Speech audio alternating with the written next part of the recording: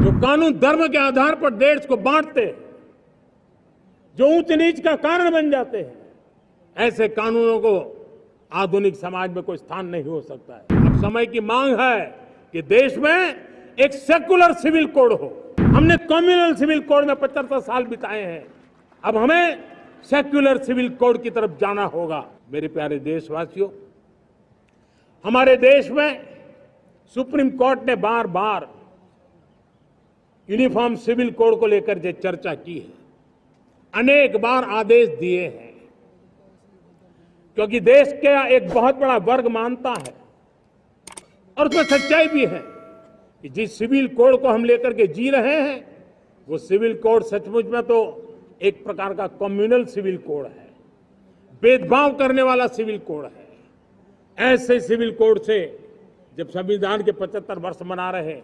और संविधान की भावना भी जो हमें कहती है करने के लिए, इसकी सुप्रीम कोर्ट भी हमें कहती है करने के लिए, और तब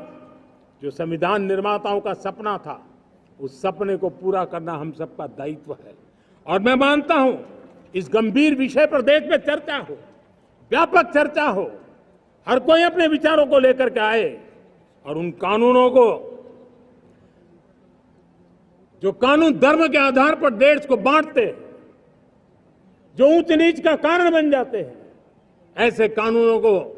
आधुनिक समाज में कोई स्थान नहीं हो सकता है। और इसलिए मैं तो कहूंगा,